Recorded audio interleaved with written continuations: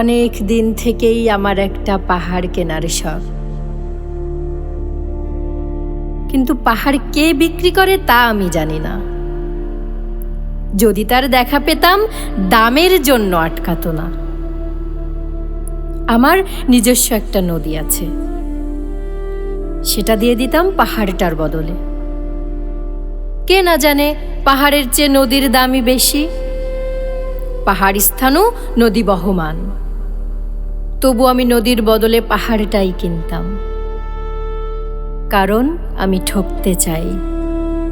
নদীটাও অবশ্য কিনেছিলাম একটা দ্বীপের বদলে। ছেলেবেলায় আমার বেশ ছোট্টখাট্ট ছিমছাম একটা দ্বীপ ছিল, সেখানে অসংখ্য প্রজাপতি। শৈশবে দ্বীপটি ছিল আমার বড় প্রিয়। আমার যৌবনে দ্বীপটি আমার কাছে মাপের ছোট লাগলো। প্রবহমান ছিপছিপে তন্নি নদীটি বেশ পছন্দ হলো আমার। বন্ধুরা বলল, ওইটুকু একটা দ্বীপের বিনিময়ে এত বড় একটা নদী পেয়েছিস, খুব জিতেছিস তো মাইরি। তখন জয়ের আনন্দে আমি বিহ্বল হতাম। তখন সত্যি আমি ভালোবাসতাম নদীটিকে। নদী আমার অনেক প্রশ্নের উত্তর দিত, যেমন, বলো তো আজ সন্ধেবেলা বৃষ্টি হবে কিনা। সে বলতো, আজ এখানে দক্ষিণ গরম হাওয়া, শুধু একটি ছোট্ট দ্বীপে বৃষ্টি। সে কি প্রবল বৃষ্টি, যেন একটা উৎসব। আমি সেই দ্বীপে আর যেতে পারি না। সে জানতো, সবাই জানে, শৈশবে আর ফেরা যায় না। এখন আমি একটা পাহাড় কিনতে চাই।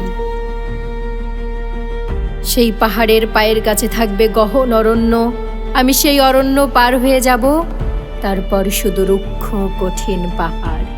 একেবারে চূড়াই, মাথার খুব কাছে আকাশ, নিচে বিপুলা পৃথিবী, চরাচরের তীব্র নির্জনতা। আমার কণ্ঠস্বর সেখানে কেউ শুনতে পাবে না। আমি ঈশ্বর মানি না, তিনি আমার মাথার কাছে ঝুঁকে দাঁড়াবেন না।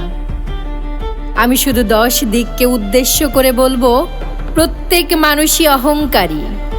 এখানে আমি একা, এখানে আমার কোনো অহংকার নেই। এখানে জয়ী হবার বদলে ক্ষমা চাইতে ভালো লাগে। হে 10 দিক, আমি কোনো দোষ করিনি, আমাকে ক্ষমা করো।